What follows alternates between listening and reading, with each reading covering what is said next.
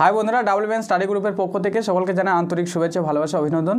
শুরু করছি আমাদের গ্রুপ স্টাডি ক্লাস। আজকে আমরা যে বিষয় নিয়ে ডিসকাস করবো, এটা 2019 সালে সিভিল ডিফেন্স যে অফিসিয়াল র্যাঙ্কের যে পরীক্ষাটা হয়, সেই পরীক্ষার প্রিভিয়াস ইয়ারের কোশ্চেন। ঠিক আছে, এটা 2019 সালের কোশ্চেন। তো এখানে বেশ কিছু ইম্পর্টেন্ট প্রশ্ন আছে, সেগুলো নিয়ে ডিসকাস করছি। ঠিক আছে, তো সকল বন্ধুদের অনুরোধ করছি ভিডিওটি দেখার জন্য। প্রথম প্রশ্ন, ধর্ম প্রবর্তক, আমরা জানি মুসলিম ধর্মের প্রবর্তক হচ্ছে হযরত মুহাম্মদ, যেমন খ্রিস্টান ধর্মের প্রবর্তক যীশু খ্রিস্ট, জৈন ধর্মের প্রবর্তক হচ্ছে মহাবীর, আর বৌদ্ধ ধর্ম হচ্ছে গৌতম বুদ্ধ। এই মুসলিম ধর্মের প্রবর্তক হযরত মুহাম্মদের জন্মদিন কোন উৎসবের মাধ্যমে পালিত হয়? ঠিক আছে, এই উৎসবটার নাম হচ্ছে ঈদ ই মিলাদ, রাইট, ওইটাই অ্যান্সার হবে। ঠিক আছে, আর বাদ বাকি যে অপশানগুলো দেখছি, মহরম, ঈদ উল ফিতর, ঈদ উল জোহা, এগুলো নয়, তাহলে ঈদ ই মিলাদ অ্যান্সার। আচ্ছা, নেক্সট প্রশ্ন বলছে কোন দেশের ওপর জার্মানি আক্রমণ দ্বিতীয় বিশ্বযুদ্ধের সূচনা করেছিল? এটা হবে পোল্যান্ড। আচ্ছা, তৃতীয় নম্বর প্রশ্ন হচ্ছে সবরিমালা মন্দির ভারতের কোন রাজ্যে অবস্থিত? সবরিমালা মন্দির ভারতের কোন রাজ্যে অবস্থিত? কেরল, উত্তরপ্রদেশ, তামিলনাড়ু। এটা কেরল হবে। ঠিক আছে, কেরল। আর কেরলে কিন্তু সব থেকে শিক্ষিত মানুষের পরিমাণ বেশি। ঠিক আছে, কেরলে, এটা মাথায় রাখতে হবে আমাদের যতগুলো রাজ্য আছে। আচ্ছা, কথাকলি কোন রাজ্যের জনপ্রিয় নৃত্য? কেরলের কথাকলির জনপ্রিয়। এবার কোন রাজ্যের কি জনপ্রিয় নৃত্য, এগুলো একটু ভালো করে করতে হবে। ঠিক আছে, ভারতনাট্যম যেমন তামিলনাড়ুতে আছে। এখানে বলছে মেট্রো রেলওয়ে জনের সদর দপ্তর কোন শহরে অবস্থিত? মুম্বাই, কলকাতা, নাগপুর, নয়াদিল্লি। কলকাতা। আমরা জানি এটা 1984 সালে 24শে অক্টোবর কলকাতায় মানে যে পাতাল রেল বা মেট্রো রেল চালু হয়েছিল। ঠিক আছে, তার কয়েক বছর পর 2002 সালে, ঠিক আছে, দিল্লিতে চালু হয় এটা মেট্রো পরিষেবা দিল্লি। তাহলে 1984 সালে এটা ফার্স্ট আমাদের ভারতবর্ষের মধ্যে মেট্রো রেল কলকাতায় চালু হয়েছিল। তাহলে সদর দপ্তরটা, রেলওয়ের যে জনের সদর দপ্তর মেট্রো রেলের, সেটা কলকাতায় অবস্থিত। আচ্ছা, নেক্সট প্রশ্ন এখানে বলছে ভারত মাতা ছবি কে অঙ্কন করেছেন? ভারত মাতা ছবিটি কে অঙ্কন করেছেন? রবীন্দ্রনাথ ঠাকুর, নন্দলাল বসু, রবীন্দ্রনাথ ঠাকুর আর সুকুমার রায়। এটা অবনীন্দ্রনাথ ঠাকুর রবীন্দ্রনাথ ঠাকুরের ভাইপো, না সম্ভবত ভাইপো। আচ্ছা, 1941 সালে তো রবীন্দ্রনাথ ঠাকুরের মৃত্যু হয়, তাই তো? আচ্ছা, এখানে বলছে নিচের কোন ইউরোপীয় পর্যটক ভারতবর্ষে থেকে যান? আমরা জানি যে ভারতবর্ষে অনেক পর্যটক এসেছিলেন, এক এক শাসকের সময় এক একটা পর্যটক এসেছিলেন। ঠিক আছে, যেমন হিয়েনসাংয়ের সময় হর্ষবর্ধনের সময় হিয়েনসাং এসেছিলেন, চন্দ্রগুপ্ত মৌর্যের সময় মেগাস্থানিস এসেছিলেন। ঠিক আছে, দ্বিতীয় চন্দ্রগুপ্তের সময় ফাহিন এসেছিলেন। ঠিক আছে, এমনি মুঘল পিরিয়ডে অনেক পর্যটক এসেছিল। ঠিক আছে, তো এখানে বলছে যে কোন ইউরোপীয় পর্যটক ভারতবর্ষে এসে ভারতবর্ষে থেকে গেছিলেন আর ফিরে যায়নি আর কি। একটা হচ্ছে মানুচি, তারপর হচ্ছে মার্কো পোলো, হচ্ছে বার্নিয়ার, এগুলো সবগুলোই ইউরোপীয় পর্যটক। অ্যান্সার হবে মানুচি। ঠিক আছে, তিনি মুঘল সম্রাট শাহজাহানের সময় ভারতবর্ষে এসেছিলেন। ঠিক আছে, এবং ভারতবর্ষে থেকে গেছিলেন। ঠিক আছে, মুঘল সম্রাট শাহজাহানের আমলে। আচ্ছা, নেক্সট প্রশ্ন যে কংগ্রেসের সুরাট অধিবেশনে যে নরমপন্থী ও চরমপন্থী মধ্যে বিভাজন হয়েছিল। ঠিক আছে, আমরা জানি 1985 সালে কংগ্রেস প্রতিষ্ঠিত হয়, না? 1985 সাল, তাই তো? এটা মুম্বাইয়ের সংস্কৃত তেজপাল কলেজে। ঠিক আছে, গোকুল দাস তেজপাল সংস্কৃত কলেজে, সেখানে প্রথম উমেশচন্দ্র বন্দ্যোপাধ্যায় ছিলেন প্রথম মানে সভাপতি। ঠিক আছে, তো তখন বড়লাট ছিলেন লর্ড ডাফরিনের সময়। এই কংগ্রেস পরবর্তীকালে দুটো ভাগে বিভক্ত হয়ে গেছে, একটা নরমপন্থী আর একটা চরমপন্থী। মানে নরমপন্থীদের মতবাদ ছিল, মানে তাদের চিন্তাধারা ছিল যে আবেদন নিবেদনের মাধ্যমে ব্রিটিশদের কাছে অনুগ্রহ করে স্বাধীনতা অর্জন করব, মানে অহিংসার মাধ্যমে। কিন্তু চরমপন্থী নেতা যারা ছিলেন, যেমন বাল গঙ্গাধর তিলক, অরবিন্দ ঘোষ, লালা লাজপত রায়, ঠিক আছে, এরা কিন্তু চেয়েছিল যে সশস্ত্র বিপ্লবের মধ্য দিয়েই স্বাধীনতা আনতে হবে। ঠিক আছে, আর নরমপন্থী নেতাদের মধ্যে যেমন দাদাভাই নৌরোজি, গোপালকৃষ্ণ গোখলে, ঠিক আছে, গান্ধীজি, এই সমস্ত নেতাগুলো মানে চেয়েছিল যে আবেদন নিবেদনের মধ্য দিয়ে, অহিংসার মধ্য দিয়ে দেশ স্বাধীনতা অর্জন করতে হবে। যার ফলে দুই মানে গোষ্ঠীর মধ্যে একটা দ্বন্দ্ব শুরু হয়। সেই সালটা হচ্ছে 1905, 1907। আচ্ছা, এটাকে সুরাট অধিবেশন বলা হয়। ঠিক আছে, বলছে যে কংগ্রেসের সুরাট অধিবেশনে যে নরমপন্থী চরমপন্থীর মধ্যে বিভাজন, মানে নরমপন্থী আর চরমপন্থী ভাগ হয়ে গেছিলো স্পষ্টভাবে, সেটাকে বলা হয় সুরাট অধিবেশন। ঠিক আছে, আর এই সুরাট অধিবেশন কত সালে হয়েছে? 1905, 1907, 1908, 1906, এটা হবে 1907। ঠিক আছে, 1907-এ সুরাট অধিবেশন হয়েছিল। এটা খুবই ইম্পর্টেন্ট প্রশ্ন। পানিপথের দ্বিতীয় যুদ্ধ, পানিপথের দ্বিতীয় যুদ্ধ কত সালে হয়েছে? 1556। পানিপথের টোটাল 3টে যুদ্ধ আছে, 1526 আর 1526-এ সুলতানি সাম্রাজ্যের পতন ঘটে ইব্রাহিম লোদির সঙ্গে বাবরের। এতে সুলতানি সাম্রাজ্যের শেষ শাসক ইব্রাহিম লোদি মানে এই যুদ্ধে পরাজিত হয় এবং লোদি বংশের উত্থান ঘটে, এই পতন ঘটে, লোদি বংশের পতন ঘটে আর মুঘল বংশের শুরু হয়। ঠিক আছে, আর দ্বিতীয় পানিপথের যুদ্ধ হয়েছিল আকবরের সঙ্গে হিমুর, তাই তো? এই যুদ্ধে জয়লাভ করেছিল মুঘল সম্রাট আকবর। আকবর হচ্ছে মুঘল শাসকদের মধ্যে শ্রেষ্ঠ শাসক, আকবরকে বলা হয়। ঠিক আছে, আর তৃতীয় হয়েছিল 1761 খ্রিস্টাব্দে মারাঠা নেতা আহমদ শাহ আবদালির সঙ্গে মারাঠাদের।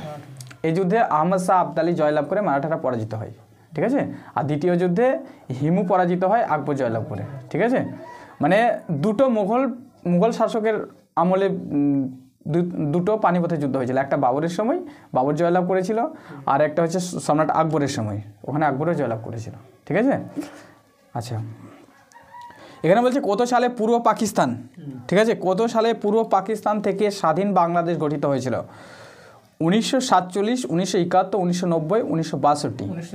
1971 সালে। এই 1971 সালে আমরা জানি যে আমাদের 1947 সালে 14ই আগস্ট দেশ ভাগ হয়ে যায়, ভারত আর মানে পাকিস্তান দুটো ডমিনিয়নে ভাগ হয়ে গেছিলো।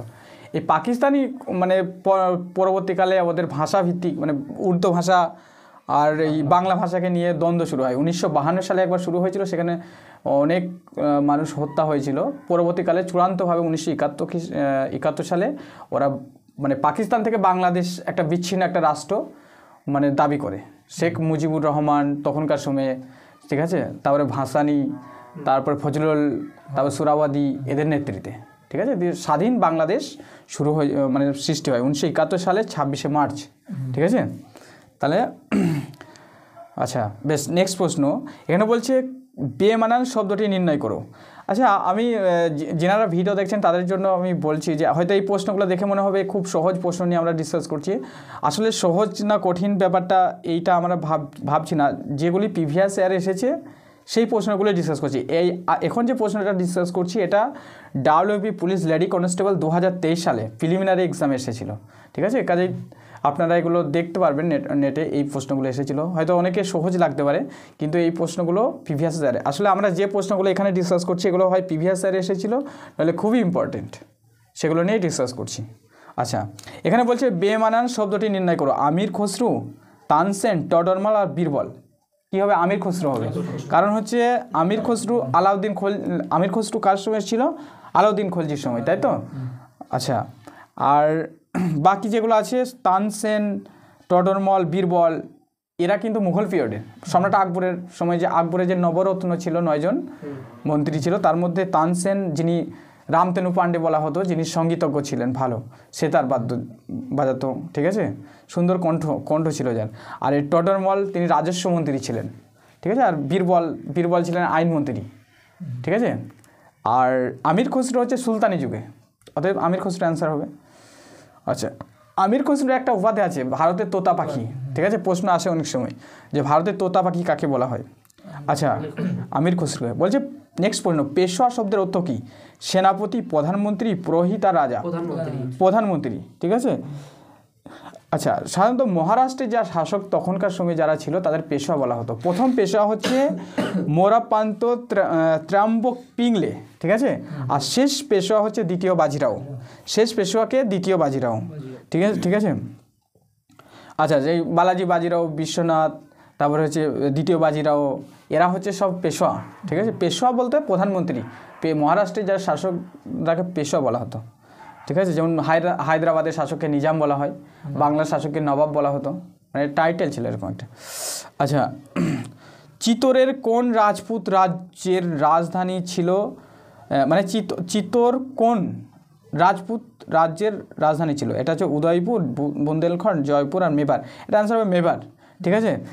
আচ্ছা, মারাঠা ও কেশরী নামে পত্রিকা দুটি সম্পাদন কে করেছেন? বিপিনচন্দ্র পাল, বালগঙ্গাধর তিলক?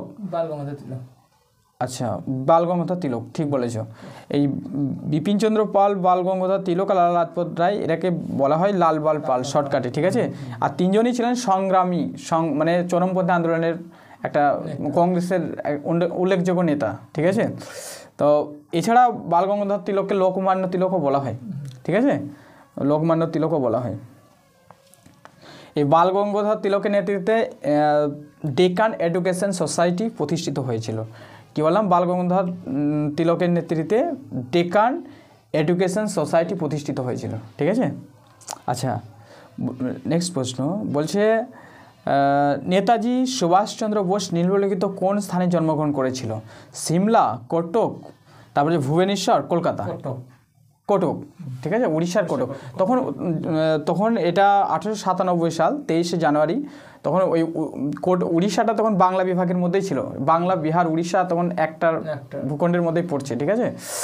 আচ্ছা, তাহলে উড়িষ্যার কটকে জন্মগ্রহণ করেছে নেতাজি সুভাষচন্দ্র বসু। নেতাজি সুভাষচন্দ্র বসু 1941 সালে অনেক কৃতিত্ব আছে, তার মধ্যে অন্যতম কৃতিত্ব হচ্ছে যে 1941 সালে তিনি দেশ ত্যাগ করেছিলেন স্বাধীনতা অর্জনের জন্য। তিনি যে গৃহবন্দী ছিলেন, এই গৃহবন্দী থেকে মানে দেশ ত্যাগ করে জাপান, জার্মানি, তারপরে ইতালি তিনি গিয়েছিলেন ভারতের স্বাধীনতা অর্জনের জন্য। এছাড়া আজাদ হিন্দ ফৌজের মানে বিশিষ্টভাবে নেতৃত্ব দিয়েছেন তিনি, যে শহীদ দ্বীপ, স্বরাজ দ্বীপ তিনি নামকরণ করেছিলেন, ঠিক আছে। এছাড়া তিনি ত্রিপুরা অধিবেশন করেছিলেন, পট্টাভি সিদ্ধরামাইয়াকে 1939 সালে পরাজিত করেন, ঠিক আছে। আচ্ছা, আর ওনার জন্ম হচ্ছে 1897 সালে। 1897 সালে আমাদের ভারতবর্ষে একটা উল্লেখযোগ্য ঘটনা ঘটেছে, সেটা হচ্ছে রামকৃষ্ণ মিশনের প্রতিষ্ঠিত হয়। মানে রামকৃষ্ণ মিশন প্রতিষ্ঠিত হয়। অনেক সময় প্রশ্ন আসে রামকৃষ্ণ মিশন কত সালে প্রতিষ্ঠিত হয়? এটা 1897 সালে, মানে যে বছর নেতাজি সুভাষচন্দ্র বসু জন্মগ্রহণ করেছে সেই বছরই, ঠিক আছে। আর কে প্রতিষ্ঠা করেছিলেন রামকৃষ্ণ মিশন? ওটা হচ্ছে স্বামী বিবেকানন্দ, ঠিক আছে। আর এই স্বামী বিবেকানন্দ শিকাগো শহরে একটা ভাষণ দিয়েছিলেন, যেটা বিশ্ববিখ্যাত হয়ে আছে, সেটা হচ্ছে 1893, ঠিক আছে। তো এটাই আজকের লাস্ট প্রশ্ন, যে কলকাতা এশিয়াটিক সোসাইটির প্রতিষ্ঠাতাকে? William Jones. 1700, এটা কিন্তু খুব অনেক পরীক্ষায় আসে, ঠিক আছে। এটা 15ই জানুয়ারি 1784 সালে হ্যাঁ এটা প্রতিষ্ঠিত হয়, ঠিক আছে। তাহলে যে কলকাতায় এশিয়াটিক সোসাইটি প্রতিষ্ঠা করেছেন 1784 খ্রিস্টাব্দে 15ই জানুয়ারি স্যার উইলিয়াম জোন্স, ঠিক আছে। তো বন্ধুরা, আমরা ভিডিও বেশি বৃদ্ধি করি না, তো আজকে যে প্রশ্নগুলো ডিসকাস করলাম এগুলি প্রিভিয়াস ইয়ারে বললাম যে 2023 সালে প্রিলিমিনারি এক্সামে এসেছিলো লেডি কনস্টেবলের, এছাড়া কিছু সিভিল ডিফেন্স এক্সামে এসেছিলো। তো বন্ধুদের একান্তভাবে অনুরোধ করছি আমাদের এই চ্যানেলটিকে লাইক, কমেন্ট, সাবস্ক্রাইব এবং শেয়ার করবেন। সকলকে আমাদের ভিডিওটি দেখার জন্য অসংখ্য ধন্যবাদ।